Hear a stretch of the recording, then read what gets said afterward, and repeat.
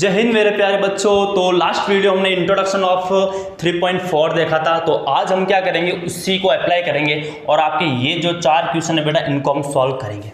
Okay, बड़े ही important question है और बड़े ही प्यारे क्वेश्चन है। सबसे पहले देखो क्वेश्चन में आपको फाइंड आउट क्या करना है, एक तो इसका प्रिंसिपल सॉल्यूशन बताना है और आपको उसका जनरल सॉल्यूशन बताना है। ठीक है, तो आपके पास प्रिंसिपल सॉल्यूशन और जनरल सॉल्यूशन पता होना चाहिए।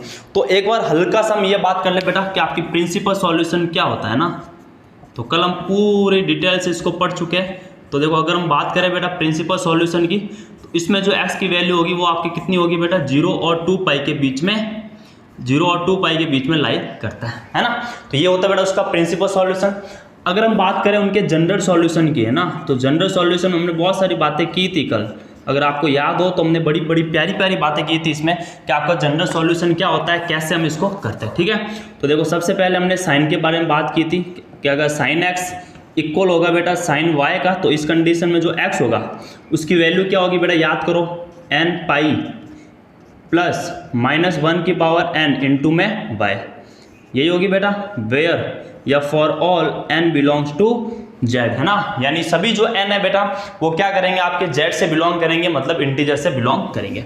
ओके, दूसरी हमने क्या बात की थी बेटा कि if cos x equal to cos y then x is equal to, अगर आप cos x cos y के इक्वल होगा तो बताओ उसका जनरल सॉल्यूशन क्या था, याद करो 2n pi plus minus y, ये था ना बेटा, तो ये था, है ना। और यहाँ से जो n है वो भी आपको क्या करेगा बेटा, z से बिलोंग करेगा, यानी इंटीजर से बिलोंग करेगा।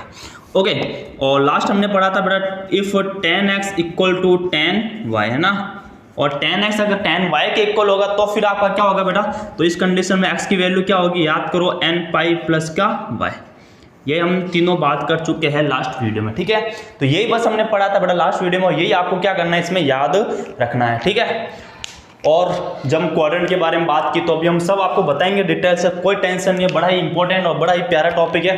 तो चलिए हम स्टार्ट करते हैं। और आपका सबसे पहला क्वेश्चन है बेटा कि अगर आपका tan x अगर √3 के इक्वल है तो फिर इसका प्रिंसिपल सॉल्यूशन और जनरल सॉल्यूशन आपको फाइंड आउट करना है।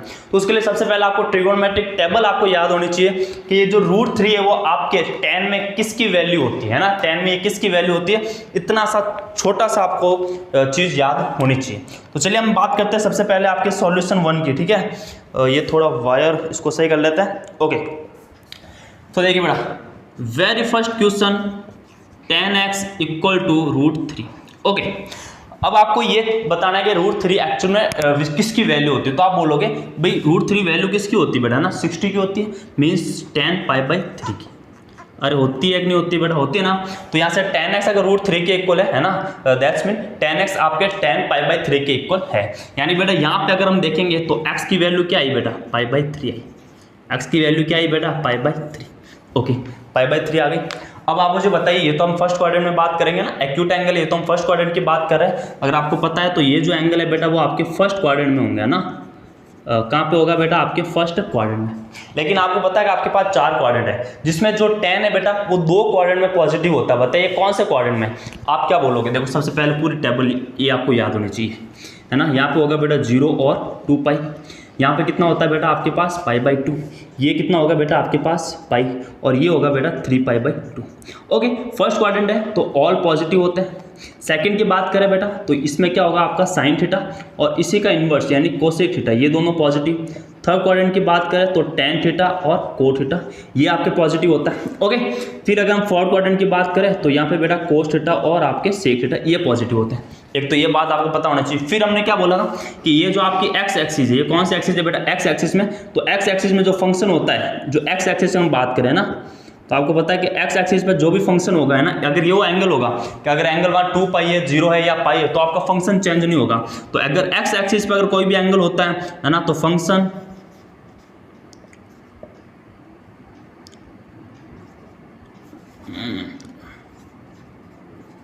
है ना, तो फंक्शन डू नॉट चेंज, है ना। अगर वो एक्स एक्सिस पे होगा तो फिर आपका फंक्शन चेंज नहीं होता है एक्स एक्सिस में, यानी 2 पाई, देखो अगर 2 पाई प्लस एक्स होगा, अगर साइन 2 पाई प्लस एक्स होगा तो फिर वो साइन एक्स में ही होगा। ठीक है, यानी अगर 2 पाई आ गया या पाई आ गया तो वहाँ पे फंक्शन आपका चेंज नहीं होगा। और वाई एक्सिस में क्या होगा बेटा, आपका फंक्शन चेंज होगा, है ना। तो वाई एक्सिस में फंक्शन क्या होता है बेटा, आपके चेंज होते हैं, लेकिन एक्स एक्सिस में फंक्शन चेंज नहीं होंगे, है ना। ये छोटी सी बात आपको याद होनी चाहिए। फिर हमने क्या बात की थी पूरी की देखो, एक बस 5 मिनट के अंदर आपके सारे टॉपिक वापस क्लियर हो जाएंगे। ओके, तो इसमें देखो बेटा, ये इसमें कौन कौन से आपके ये जो एंगल है ना, फर्स्ट क्वाड्रेंट की बात करें तो इसमें आपके कौन कौन से एंगल आएंगे, π/2 माइनस एक्स होगा वो इसमें आएगा, 2π + x होगा वो भी आपके इसी में आएगा, है ना, और 0 + x यानी कोई भी अगर एंगल x है वो भी आपके इसी में आएगा। अगर इसकी बात करें तो देखो इससे क्या है बेटा, ये 90 तो ही है, अगर यहाँ से बात करें तो 90, अब यहाँ पे अगर कोई भी एंगल आया है ना, लेट अगर हम बात करेंगे इस एंगल की, तो ये एंगल जो होगा बेटा वो क्या होगा आपका, अब वो लोग ये π/2 से ज़्यादा होगा, है ना, तो मैं समझाने के लिए लिख रहा हूँ, लेकिन यहाँ पे ये होगा क्या बेटा, यहाँ वो हो जाएगा π/2 + x यही होगा, और π से -x भी आपका यही होगा, ठीक है। और फिर हमने इसमें देखेंगे तो π + x होगा आपका, ओके, और 3π/2 और -x होगा आपका, वो आपके थर्ड क्वाड्रेंट होगा, ठीक है। अगर इसकी बात करें तो बेटा इसमें क्या होगा आपका, 3π/2 + x होगा वो आपके फोर्थ क्वाड्रेंट में आएगा, है ना, और आपका कितना हो जाएगा बेटा, 2π -x होगा वो भी इसी में आएगा, और 0 - x मीन्स -x अगर कोई भी एंगल होगा वो भी आपके किस में आएगा बेटा, फोर्थ क्वाड्रेंट में आएगा। तो बस इसी को ध्यान में रखते हुए हम क्या करेंगे बेटा, इसकी वैल्यू फाइंड आउट करेंगे। कैसे, सबसे पहले तो हमारे पास x की वैल्यू आ गई, ठीक है, π/3, और अगर हमें प्रिंसिपल सॉल्यूशन देखना है तो प्रिंसिपल सॉल्यूशन क्या होगा बेटा, है ना, x की वो वैल्यू जो 0 और 2π के बीच में होगी, तो हमने एक तो वैल्यू फाइंड आउट कर ली। ओके, अब आप मुझे बताओ tan और कहाँ पॉजिटिव होता है, आप बोलोगे सर फोर्थ क्वाड्रेंट नहीं सॉरी थर्ड क्वाड्रेंट में होता ना, देखो ये आपका फर्स्ट क्वाड्रेंट है, ये आपका बेटा सेकंड है, ये है बेटा आपका थर्ड, और ये है आपका फोर्थ। तो देखो फर्स्ट में तो होगी हमकी वैल्यू, अब कहाँ पे आएगा बेटा, वो आपके थर्ड क्वाड्रेंट में आएगा। तो थर्ड क्वाड्रेंट के आप क्या देखोगे, सबसे पहला तो फंक्शन चेंज नहीं होना चाहिए, जो भी tan ले रहे हो वापस किस में मिलना चाहिए, आपको tan में मिलना चाहिए। और फंक्शन कहाँ चेंज नहीं होता बेटा आपके, आप बोलोगे x एक्सिस पर चेंज नहीं होता, है ना, तो हम बोलेंगे x एक्सिस पे कौन सा एंगल मिल रहा है बेटा, पाई, थर्ड क्वाड्रेंट में, यानी π + x होगा, क्या लेंगे बेटा, π + x। अगर आपने इसमें 3π/2 -x लिया तो फिर tan कोट में चेंज हो जाएगा, समझ रहे हो ना बेटा। तो बस आपको क्या करना है, π + x, है ना। तो एज वी नो ओके, जैसा कि तुम जानते हो बेटा, क्या जानते हो, है ना, या हम लिख सकते हैं बेटा we know that tan π + x is equal to tan x, tan π + x equal to tan x, tan π + x equal to tan x। और यहाँ पे x की वैल्यू कितनी आई बेटा आपके पास, आप बोलोगे सर π/3 आई, कितनी आई बेटा, π/3। तो ये बात आपको पता चली ना कैसे आई। ओके, अब बस वही हम करेंगे बेटा, ये आ गया tan π + x की जगह हम क्या लिखेंगे, π/3।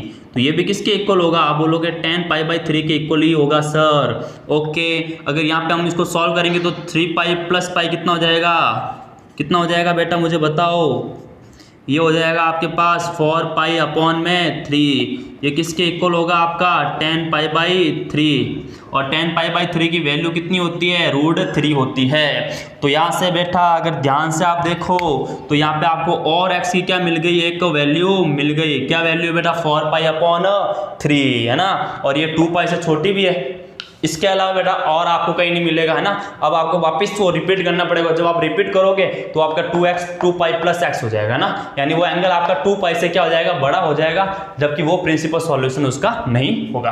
तो यहाँ से हम देख सकते हैं, अगर हम बात करें इनके प्रिंसिपल सॉल्यूशन की, है ना, किसकी बात करें बेटा, उनके प्रिंसिपल सॉल्यूशन की, तो बताओ क्या हो जाएगा बेटा इनका प्रिंसिपल सॉल्यूशन, आप बोलोगे x equal to π/3 and 4π/3। Okay, तो ये आई बेटा आपके पास x की वैल्यू। तो हम देख लेते हैं कि आपको दिख रहा है कि नहीं दिख रहा है। ओके, कोई समस्या इच नहीं है। तो आपके आंसर आया बेटा कि x की वैल्यू आई π/3 एंड 4π/3। तो यहाँ तक बेटा हमने प्रिंसिपल सॉल्यूशन फाइंड आउट किए। क्या फाइंड आउट किया बेटा, प्रिंसिपल सॉल्यूशन। सर लेकिन इसमें तो जनरल सॉल्यूशन की भी बात की, तो चलिए हम आपको बताते हैं बेटा जनरल सॉल्यूशन आप कैसे फाइंड आउट करोगे। हम बात करें tan की, तो tan बड़ा इंपॉर्टेंट कुछ नहीं है, बड़ा सिंपल सा है, x equal to nπ + y, ये तो जनरल सॉल्यूशन है। और ये y क्या है बेटा, याद करो, ये y क्या है, याद करो, ये y बेटा ये वाला एंगल है ना, जो आपको एक्यूट एंगल मिलता है, ये आपका एक्यूट एंगल है ना बेटा। तो ये आपको जो एक्यूट एंगल मिलता है वो ये आपका क्या है, y है। तो यहाँ पे हम बात करें बेटा एक्यूट एंगल क्या मिला आपको, ये वाला मिला, कितना बेटा π/3, तो यही आपका क्या है बेटा y है ना। तो जब भी हम वैल्यू निकालेंगे, जैसे sec x में देखेंगे 2 किसकी वैल्यू है, तो ये आपका कितना हो जाएगा, y हो जाएगा, ठीक है। तो बस y की वैल्यू हम इधर रखेंगे। तो हम बात करें बेटा इसके जनरल सॉल्यूशन की, क्या बात करें बेटा, इनके जनरल सॉल्यूशन की।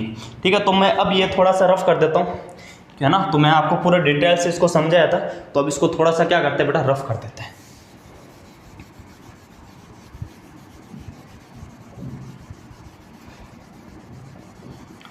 ओके, तो आई होप ये टेबल बेटा हमेशा पास में रखना, जब भी हम एंगल चेंज करना सीखेंगे कैसे हम करेंगे ना, इसमें बड़ा ही यूज आएगा ये, इसलिए इसको हमेशा ध्यान में रखना। ओके, देखो बड़ा ही इजी क्वेश्चन है, मैंने बोला था ना पहले स्टार्टिंग में कि ऐसा इजी क्वेश्चन आपको कहीं देखने को नहीं मिलेगा। ठीक है, पूरी 11th की बुक में। ओके, अब हम बात करेंगे बेटा इनके जनरल सॉल्यूशन की, है ना। तो जनरल सॉल्यूशन की बात करेंगे। तो अगर हम बात जनरल सॉल्यूशन की करें तो हम बोला बेटा if tan x equal to tan y, है ना। तो फिर हम बोलेंगे भाई x की वैल्यू क्या होगी, आप बोलोगे n पाई प्लस का y, n पाई प्लस का y, है ना। Where n belongs to z, ये चीज़ आपको हमेशा लिखनी है बेटा, ये बात ध्यान रखना, है ना। तो हम यहाँ y की वैल्यू पुट करेंगे, तो y की वैल्यू कितनी है बेटा हमारे पास π/3 है। देन x की वैल्यू कितनी हो जाएगी आपके पास n पाई प्लस π/3, और ये इसका क्या है बेटा, जनरल सॉल्यूशन है। ये इसका क्या है बेटा, आपका जनरल सॉल्यूशन है। तो आई होप ये छोटी सी बात है बेटा जो आपको समझ में जरूर आई होगी कि इसको हमने कैसे किया। ठीक है, तो ये आई होप पूरा का पूरा आपको दिख रहा होगा बोर्ड पे। ओके, कोई प्रॉब्लम नहीं है ना। तो ये सारी की सारी चीज़ें आपको आराम से दिख रही होगी बोर्ड पे।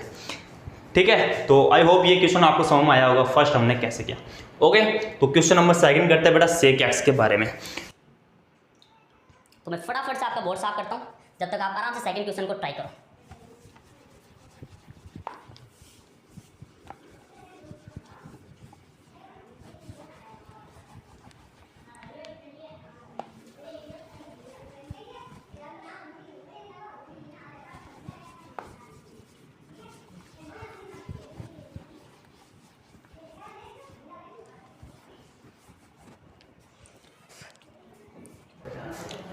ओके, अब देखते हैं बेटा क्वेश्चन नंबर 2। क्वेश्चन नंबर 2 क्या बोलना चाह रहा है आपको। ठीक है, तो थोड़ा बोर्ड को क्लीन करने के लिए थोड़ा सा टाइम लग जाता है साफ करने के लिए ना, तो उसको मैं क्या करता हूँ थोड़ी स्पीड बढ़ा देता हूँ ताकि आपका टाइम वेस्ट नहीं हो। ओके, तो सेक एक्स अगर आपके 2 के इक्वल है तो फिर आपको इसका जनरल सॉल्यूशन और प्रिंसिपल सॉल्यूशन फाइंड आउट करना है। तो ओके, क्वेश्चन नंबर 2 देखते हैं। Sec x equal to 2, sec x आपके किसके इक्वल है बेटा, 2 के इक्वल है। अब आप मुझे बताओ क्या हमारे पास, अरे सर हमारे पास ये साइन है, कोस है, टेन है। अरे भाई क्या तुम सेक एक्स को कोस में कन्वर्ट नहीं कर सकते हो क्या, कर सकते हैं ना। तो वी नो डैट, क्या बात जानते हो बेटा हम कि जो सेक एक्स होता है वो 1 कोस एक्स के इक्वल ही तो होता है। तो यहाँ से बेटा कोस एक्स की वैल्यू कितनी हो जाएगी, 1/2 हो जाएगी। तो अब आपका ये क्वेश्चन किस में चेंज हो गया, आपके इसमें चेंज हो गया है ना। तो कोस एक्स आपके 1/2 के इक्वल हो गया। तो ये मैंने थोड़ा ब्रैकेट लगा दिया, तो इसको हम हटा देते हैं। ठीक है, तो आई होप ये भी बात आपको समझ में आई होगी कि कोस एक्स को हमने 1/2 क्यों लिखा है ना, क्योंकि बेटा इसके डिवाइड में 1 है तो इसको हम ऊपर भेजेंगे और ये नीचे आ जाएगा बस। अब आप मुझे बताइए कि कोस एक्स में 1/2 किसकी वैल्यू होती है, 1/2 किसकी होती है बेटा, कोस 60 की। अरे किसकी होती है बेटा, कोस 60 की, यानी ये भी हो जाएगा आपके कोस π/3 की। तो यहाँ से आप देखोगे x की वैल्यू क्या मिली आपको, ये x है ना बेटा आपका, इस x की वैल्यू आपको क्या मिली, आपने बोला π/3। तो यहाँ से x की वैल्यू कितनी हो जाएगी आपके पास, π/3। ओके, x की वैल्यू π/3 हो गई। ओके सर एक सॉल्यूशन तो आ गया, एक और इसका सॉल्यूशन निकालेंगे। ये तो आपका एक्यूट एंगल आ गया। अब देखते कैसे निकालोगे। बड़ा सिंपल सा, आपने बोला सर वैल्यू पॉजिटिव है। अरे फर्स्ट क्वाड्रेंट में तो आपको वैल्यू पॉजिटिव मिल गई सर, और कहाँ कोस पॉजिटिव होता है, आप बोलोगे फोर्थ क्वाड्रेंट में होता है, जिसको हमने बोला था 2π-x। अरे क्या बोला था बेटा, 2π-x। तो बस वही हम करेंगे, 2π-x इसको लिखेंगे। तो फिर क्या हो जाएगा आपका, है ना। तो हम क्या जानते हैं बेटा, कोस 2π-x आपके किसके इक्वल होगा, कोस x के इक्वल होगा। ओके, तो कोस ये 2π हो गया, माइनस x की वैल्यू कितनी है बेटा, यहाँ π/3 है। तो ये किसके इक्वल होगा आपके पास, कोस π/3 के इक्वल हो जाएगा। तो यहाँ से आप देखो इसको सॉल्व करोगे, 6π - 5 कितना हो जाएगा बेटा आपके पास, 5π/3। और ये किसके इक्वल हो सकता है, कोस π/3। और इसकी वैल्यू भी कितनी होगी आपके पास, 1/2 2 होगी। तो यहाँ से आप क्या देख रहे हो, आप बोलो बड़ा सिंपल सा तो है सर, ये आपके दूसरे क्या आ गई, इसका प्रिंसिपल सॉल्यूशन आया।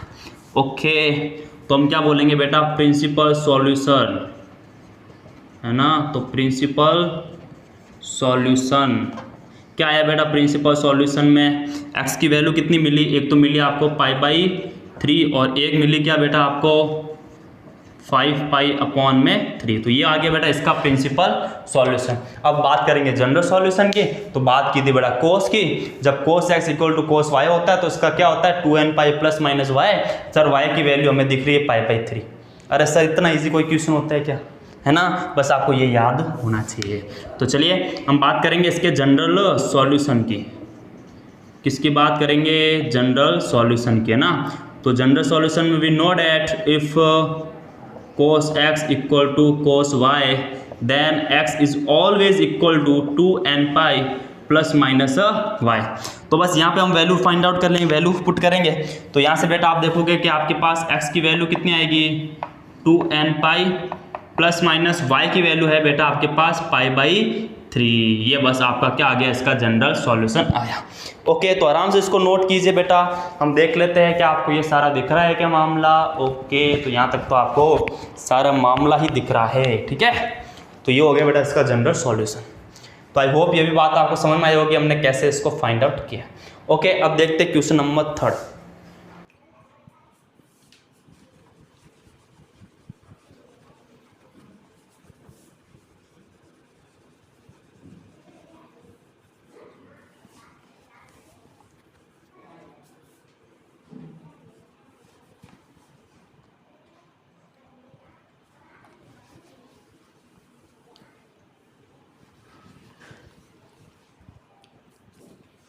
ओके, तो अब देखते बेटा क्वेश्चन नंबर 3 आपको यहाँ तक दिख रहा है। ओके, अब देखते बेटा क्वेश्चन नंबर 3 है ना, क्योंकि अकेला हूँ वीडियो बनाने के लिए, इसलिए मुझे बार बार पीछे देखना पड़ता है ना, फ़ोन में कैसा ही दिख रहा है या नहीं दिख रहा है, या फ़ोन बंद तो नहीं हो गया है ना। तो बड़ी प्रॉब्लम होती है, कभी कभी क्या होता है वीडियो चलते चलते बंद हो जाता है ना, वीडियो बनते बनते तो फिर बड़ी प्रॉब्लम हो जाती है। तो चलिए हम देखते बेटा कोट एक्स अगर आपके पास -√3 के इक्वल है तो फिर इसको हम कैसे सॉल्व कर सकते हैं ना। तो क्वेश्चन नंबर है बेटा आपके पास 3। Okay, cot x equal to -√3।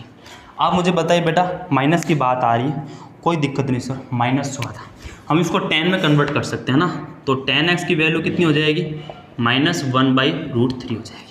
अब बताओ यहाँ पे कोई प्रॉब्लम है क्या बेटा, है ना। देखो हम जब लास्ट ये वीडियो बनाया था ना, इसमें कोस एक्स सेकंड क्वेश्चन, तो बेटा इसमें हमने जब जनरल सॉल्यूशन की बात की तो ये भी आपको लाइन वहाँ पे लिखनी है, ठीक है। ये सब में हमने लाइन लिखी थी बेटा, तो 1-2 क्वेश्चन मैं भूल जाता हूँ तो उसको आप जरूर लिख देना, ठीक है। For all n belongs to Z। Okay, तो ये आप वहाँ पे आराम से लिखना। तो -1/√3 होगी। अब बोलोगे सर 1/√3 π/6 की वैल्यू होती है, तो ये माइनस का 10 π/6 हो जाएगा। ओके, तो यहाँ से बेटा x की वैल्यू कितनी आई आपके पास π/6 आ गई। x की वैल्यू कितनी आई बेटा π/6 आ गई। अब बोलोगे सर ये तो फर्स्ट क्वाड्रेंट में, किस में, फर्स्ट क्वाड्रेंट में। तो क्या ये 10 और फर्स्ट क्वाड्रेंट में 10 नेगेटिव होता है, नहीं पॉजिटिव होता है। फर्स्ट क्वाड्रेंट में 10 क्या होता है, पॉजिटिव होता है, लेकिन यहाँ तो सर आपके नेगेटिव है ना। तो इसका मतलब आप समझ रहे हो बेटा कि ये इसकी वैल्यू नहीं होगी, ये आपके पास x की वैल्यू नहीं होगी। तो फिर कैसे होगी सर, तो बस आपको ये सोचना है बेटा कि 10 नेगेटिव कहाँ होता है, 10 नेगेटिव कहाँ होता है। तो आप बेटा सीधा चलोगे आपके फोर्थ क्वाड्रेंट, है ना, चारों जो क्वाड्रेंट है बस इसी में पॉजिटिव होता है और इसमें आपका पॉजिटिव होता है, बाकी दोनों नेगेटिव, है ना। तो इसकी बात करें तो ये π-x में ये नेगेटिव होगा, π-x में आपका क्या हो जाएगा, ये नेगेटिव होगा। और क्या होगा बेटा आपके पास 2π-x में ये क्या होगा, नेगेटिव। लेकिन x की वैल्यू तो आपके पास π/6 ही है ना, x की वैल्यू, क्योंकि 1/√3 है बेटा, वो आपके π/6 की ही वैल्यू होती है ना। तो ये तो आपकी इसकी वैल्यू नहीं होगी, तो फिर कैसे होगी सर। तो देखो अभी बताते हैं हम आपको, अभी बताते हैं, कोई प्रॉब्लम नहीं है ना, हर एक चीज़ को समझाएंगे, ये क्यों नहीं होती, ये कैसे होती है।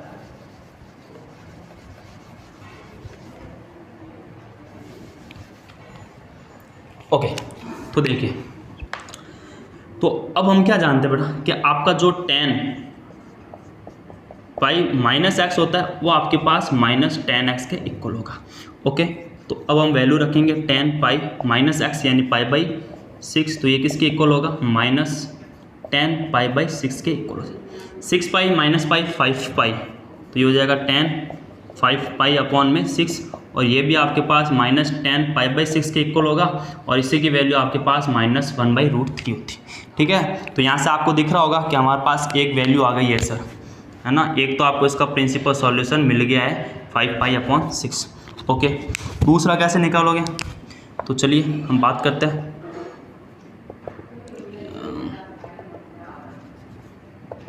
ठीक है, तो नेक्स्ट हम बात करते हैं, ढंग से नहीं बन रहा है बेटा ये फटाफट में। ओके, नेक्स्ट हम बात करते हैं, तो ये हो जाएगा आपके पास 10 2π-x 2π-x किसके इक्वल होगा बेटा, आपके पास -10x के इक्वल होता है। ठीक है, तो ये हो जाएगा आपके पास 10 2π-x की वैल्यू कितनी है बेटा आपके पास π/6, तो ये भी आपके पास -10 π/6 के इक्वल हो जाएगा।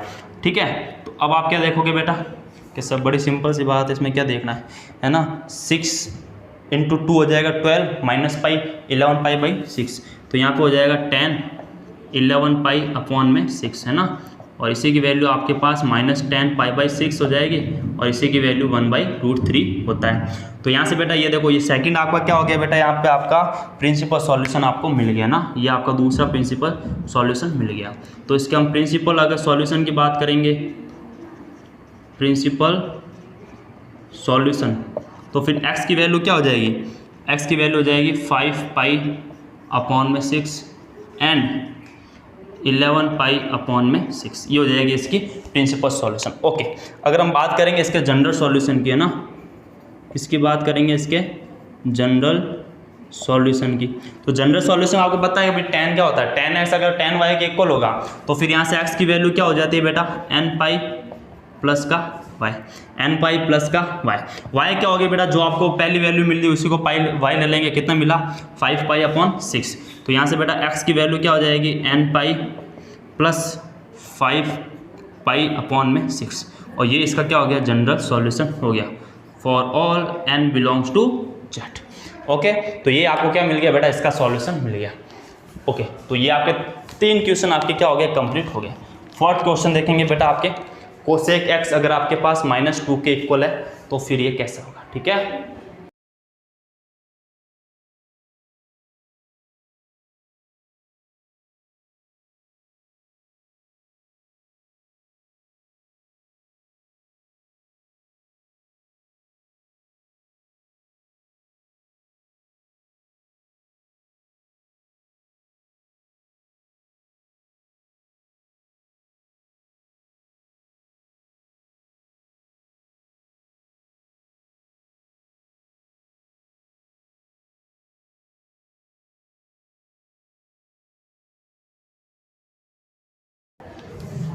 ओके, अब देखते बेटा क्वेश्चन नंबर है आपका 4, है ना। क्वेश्चन नंबर 4 है cosec x equal to -2। Okay, तो कोसेक x अगर आपके पास -2 के इक्वल है, तो इसको हम साइन x की फॉर्म में लिख सकते हैं ना। तो आपका यहाँ पे साइन x कितना हो जाएगा, तो यहाँ पे बेटा साइन x हो जाएगा आपके पास -1/2। किसकी वैल्यू होती है बेटा, 1/2 π/6 की वैल्यू होती है, तो ये साइन π/6 की वैल्यू होती है। तो यहाँ से हमारे पास जो एंगल होगा वो π/6 आ जाएगा। अब साइन माइनस कहाँ होगा बेटा, तो आपको पता है फर्स्ट और सेकंड क्वाड्रेंट में क्या होता है, साइन पॉजिटिव होता है, तो थर्ड और फोर्थ क्वाड्रेंट में होगा ना। तो अगर हम थर्ड क्वाड्रेंट की बात करें, है ना, किसकी बात करें थर्ड क्वाड्रेंट में, तो फिर आपका थर्ड में क्या हो जाएगा बेटा, tan π+x किसके इक्वल होगा, माइनस साइन x के। तो x की वैल्यू आपके पास π/6 पुट करेंगे, तो ये हो जाएगा π plus π/6 equal to minus sine π/6। Okay, तो यहाँ से ये कितना हो जाएगा बेटा, आप ध्यान रखो, पाई प्लस π/6 कितना हो जाएगा, 7π/6। ओके, तो यहाँ से ये कितना हो जाएगा आपके पास, tan 7π/6 माइनस साइन π/6। ठीक है, और इसी की वैल्यू कितनी हो जाती है आपके पास, -1/2। तो आप देखोगे बेटा इसका जो प्रिंसिपल सॉल्यूशन का जो फर्स्ट सॉल्यूशन है वो तो आपको मिल गया 7π/6। अब देखेंगे हम फोर्थ क्वाड्रेंट में, किस में बात करेंगे बेटा, फोर्थ क्वाड्रेंट में ना। तो कितना हो जाएगा आपके पास, sine 2π-x equal to minus sine x। Okay, तो अब हम यहाँ पे x की वैल्यू पुट करेंगे, तो ये हो जाएगा 2π minus π/6 equal to minus sine π/6। Okay, अब अगर आप ध्यान से देखो तो ये हो जाएगा 12π माइनस π 11, तो ये हो जाएगा बेटा आपका साइन 11π अपॉन में 6 किसके इक्वल होगा, माइनस साइन पाई बाई 6 और इसी की वैल्यू -1/2 होती है। ओके, तो ये आपको क्या मिल गया बेटा, इसका सेकेंड प्रिंसिपल सॉल्यूशन मिल गया। तो अगर हम बात करेंगे इसके प्रिंसिपल सॉल्यूशन की, तो प्रिंसिपल सॉल्यूशन, तो फिर x की वैल्यू कितनी हो जाएगी आपके पास, 7 पाई अपॉन में 6 एंड 11 पाई अपॉन में 6। बस अब इसका क्या फाइंड आउट करना आपको, जनरल सॉल्यूशन। ओके भाई, 1 मिनट का ही काम है बस आपके पास, है ना, जनरल सॉल्यूशन। तो बेटा आप बताओ जनरल सॉल्यूशन क्या हो जाएगा, किसके लिए बेटा, साइन के लिए। तो x की वैल्यू क्या हो जाएगी, n पाई प्लस -1 की पावर n इंटू में y। तो ये हो जाएगा आपके पास n पाई प्लस -1 की पावर n, और y की वैल्यू जो पहला एंगल मिला आपको 7 पाई अपॉन में 6, तो ये हो जाएगा इंटू 7 पाई अपॉन में 6 for all n belongs to z। और यही हमें क्या करना था, फाइंड आउट करना था। तो ये तो हो गया इसका जनरल सॉल्यूशन, और ये आगे बेटा इसके प्रिंसिपल सॉल्यूशन। ओके, तो इस वीडियो में 4 ही क्वेश्चन करेंगे। ओके, तो नेक्स्ट क्वेश्चन हम नेक्स्ट वीडियो में देखेंगे आपके, बड़ा ही मजा आएगा इन क्वेश्चन को करने में, तो आप आराम से यहाँ तक नोट कीजिए।